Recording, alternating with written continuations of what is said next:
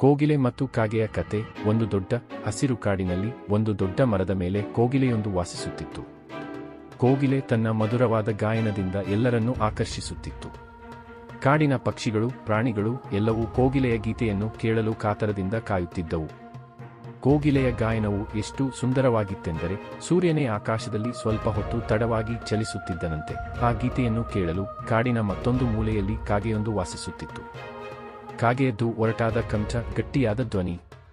ಕಾಗೆಯ ಕರೆಗೆ ಯಾರೂ ಗಮನ ಕೊಡುತ್ತಿರಲಿಲ್ಲ. ಕೋಗಿಲೆಯ ಗಾಯನದ ಮುಂದೆ ಕಾಗೆಯ ಕರ್ಕಶ ಧ್ವನಿಯನ್ನು ಯಾರೂ ಗೌರವಿಸಲಿಲ್ಲ. ಇದರಿಂದ ಕಾಗೆಗೆ ಕೋಗಿಲೆಯ ಮೇಲೆ ಸಿಟ್ಟು, ಈರ್ಷ್ಯೆ ಎರಡೂ ಉಂಟಾಗಿದ್ದವು. ನನ್ನ ಕಂಠವು ಕೋಗಿಲೆಯಂತೆ ಸುಂದರವಾಗಿದ್ದರೆ ಎಷ್ಟು ಚೆನ್ನಾಗಿರುತ್ತಿತ್ತು ಎಂದು ಕಾಗೆ ಯಾವಾಗಲೂ ಯೋಚಿಸುತ್ತಿತ್ತು. ಒಂದು ದಿನ ಕಾಗೆ ಕೋಗಿಲೆಯ ಬಳಿಗೆ ಹೋಗಿ, ಕೋಗಿಲೆಯೇ, ನಿನ್ನ ಗಾಯನ ಎಷ್ಟು ಸುಂದರವಾಗಿದೆ. ಎಲ್ಲರೂ ನಿನ್ನನ್ನು ಮೆಚ್ಚುತ್ತಾರೆ. ಆದರೆ ನನ್ನ ಕಂಠವನ್ನು ಕೇಳಿದವರೆಲ್ಲರೂ ಓಡಿ ಹೋಗುತ್ತಾರೆ. ದಯವಿಟ್ಟು ನಿನ್ನ ಗಾಯನದ ರಹಸ್ಯವನ್ನು ನನಗೆ ತಿಳಿಸು ಎಂದು ಕೇಳಿತು. ಕೋಗಿಲೆ ಒಂದು ಕ್ಷಣ ಯೋಚಿಸಿತು. ಕಾಗೆಯ ಈರ್ಷ್ಯೆಯ ಭಾವನೆಯನ್ನು ಅರಿತಿದ್ದ ಕೋಗಿಲೆ, ಕಾಗೆಯೇ, ಗಾಯನದ ರಹಸ್ಯವೆಂದರೆ ನಿನ್ನ ಸ್ವಂತ ಕಂಠವನ್ನು ಪ್ರೀತಿಸುವುದು. ನಾನು ಗಾಯನ ಮಾಡುವಾಗ ನನ್ನ ಎಲ್ಲ ಭಾವನೆಗಳನ್ನು, ಆನಂದವನ್ನು, ಹೃದಯದ ಭಾವವನ್ನು ಒಡ್ಡುತ್ತೇನೆ. ನೀನು ನಿನ್ನ ಕಂಠದಿಂದ ನಿನ್ನ ಸ್ವಂತ ಗೀತೆಯನ್ನು ರಚಿಸಬಹುದು ಎಂದಿತು. ಆದರೆ ಕಾಗೆಗೆ ಕೋಗಿಲೆಯ ಮಾತುಗಳು ಇಷ್ಟವಾಗಲಿಲ್ಲ. ನಿನ್ನಂತೆ ಗಾಯನ ಮಾಡಲು ನನಗೆ ಕಲಿಸು, ಇಲ್ಲವಾದರೆ ನಾನು ಎಲ್ಲರಿಗೂ ಹೇಳುತ್ತೇನೆ ನೀನು ಸ್ವಾರ್ಥಿಯಾಗಿರುವೆ ಎಂದು ಕಾಗೆ ಕೂಗಿತು. ಕೋಗಿಲೆಗೆ ಕಾಗೆಯ ಈ ಧೋರಣೆಯಿಂದ ಆಶ್ಚರ್ಯವಾಯಿತು. ಆದರೆ ಅದು ಶಾಂತವಾಗಿಯೇ, ಒಳ್ಳೆಯದು ಕಾಗೆಯೇ, ನಾಳೆ ಬೆಳಗ್ಗೆ ಈ ಮರದ ಬಳಿಗೆ ಬಾ, ನಾನು ನಿನಗೆ ಗಾಯನದ ಕೆಲವು ತಂತ್ರಗಳನ್ನು ಕಲಿಸುತ್ತೇನೆ ಎಂದಿತು. ಮರುದಿನ ಬೆಳಗ್ಗೆ ಕಾಗೆ ಉತ್ಸಾಹದಿಂದ ಕೋಗಿಲೆಯ ಬಳಿಗೆ ಬಂದಿತು. ಕೋಗಿಲೆ ತನ್ನ ಗಾಯನದ ಕೆಲವು ತಂತ್ರಗಳನ್ನು ಕಾಗೆಗೆ ಕಲಿಸಿತು. ಮೊದಲಿಗೆ ಗಾಳಿಯನ್ನು ಆಳವಾಗಿ ಒಳಗೆ ಎಳೆಯಿರಿ, ತದನಂತರ ನಿಧಾನವಾಗಿ ಭಾವದಿಂದ ಧ್ವನಿಯನ್ನು ಬಿಡು ಎಂದು ಕೋಗಿಲೆ ತಿಳಿಸಿತು. ಕಾಗೆ ಗಂಟಲಿನಿಂದ ಕರ್ಕಶ ಶಬ್ದವನ್ನು ತೆಗೆಯಲು ಶುರು ಮಾಡಿತು. ಆದರೆ ಅದರ ಧ್ವನಿಯಲ್ಲಿ ಕೋಗಿಲೆಯಂತಹ ಮಾಯಾಜಾಲವಿರಲಿಲ್ಲ. ಕಾಗೆಗೆ ಸಿಟ್ಟು ಬಂದಿತು. ನೀನು ನನಗೆ ಸರಿಯಾಗಿ ಕಲಿಸುತ್ತಿಲ್ಲ.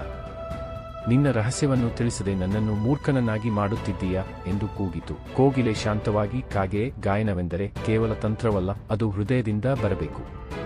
ನಿನ್ನ ಕಂಠವು ನಿನ್ನದೇ ಆದ ಸೌಂದರ್ಯವನ್ನು ಹೊಂದಿದೆ. ನೀನು ಅದನ್ನು ಸ್ವೀಕರಿಸದಿದ್ದರೆ ಯಾವ ತಂತ್ರವೂ ನಿನಗೆ ಸಹಾಯ ಮಾಡದು ಎಂದಿತು. ಕಾಗೆಗೆ ಈ ಮಾತು ಇಷ್ಟವಾಗಲಿಲ್ಲ. ಅದು ಕೋಗಿಲೆಯನ್ನು ಸವಾಲು ಮಾಡಿತು. ಒಳ್ಳೆಯದು, ಕಾಡಿನ ಎಲ್ಲ ಪಕ್ಷಿಗಳ ಮುಂದೆ ನಾವಿಬ್ಬರೂ ಗಾಯನ ಸ್ಪರ್ಧೆಯಲ್ಲಿ ಭಾಗವಹಿಸೋಣ. ಯಾರ ಗಾಯನ ಉತ್ತಮವೆಂದು ಅವರೇ ತೀರ್ಮಾನಿಸಲಿ. ಕೋಗಿಲೆ ಒಪ್ಪಿಕೊಂಡಿತು. ಸ್ಪರ್ಧೆಯ ದಿನ ಕಾಡಿನ ಎಲ್ಲ ಪಕ್ಷಿಗಳು, ಪ್ರಾಣಿಗಳು ಒಂದು ದೊಡ್ಡ ಮರದ ಕೆಳಗೆ ಜಮಾಯಿಸಿದವು. ಮೊದಲಿಗೆ ಕೋಗಿಲೆ ಗಾಯನ ಮಾಡಿತು. ಅದರ ಗೀತೆ ಎಷ್ಟು ಸುಂದರವಾಗಿತ್ತೆಂದರೆ ಕಾಡಿನ ಗಾಳಿಯೇ ಶಾಂತವಾಯಿತು. ಹೂವುಗಳು ತಲೆದೂಗಿದವು ಮತ್ತು ಪಕ್ಷಿಗಳು ಚಿಲಿಪಿಲಿಯಾಡಿದವು.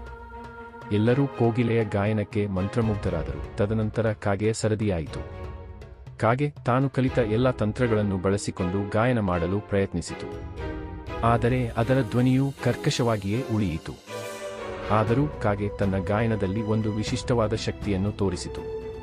ಅದರ ಕರೆಯಲ್ಲಿ ಒಂದು ರೀತಿಯ ಗಾಂಭೀರ್ಯ, ಧೈರ್ಯ ಮತ್ತು ನಿಜಾಯಿತಿ ಇತ್ತು. ಕೆಲವು ಪಕ್ಷಿಗಳಿಗೆ ಇದು ಇಷ್ಟವಾಯಿತು, ಆದರೆ ಬಹುತೇಕರು ಕೋಗಿಲೆಯ ಗಾಯನವನ್ನೇ ಆಯ್ಕೆ ಮಾಡಿದರು. ಸ್ಪರ್ಧೆಯ ಫಲಿತಾಂಶ ಕಾಗೆಗೆ ನಿರಾಸೆ ತಂದಿತು.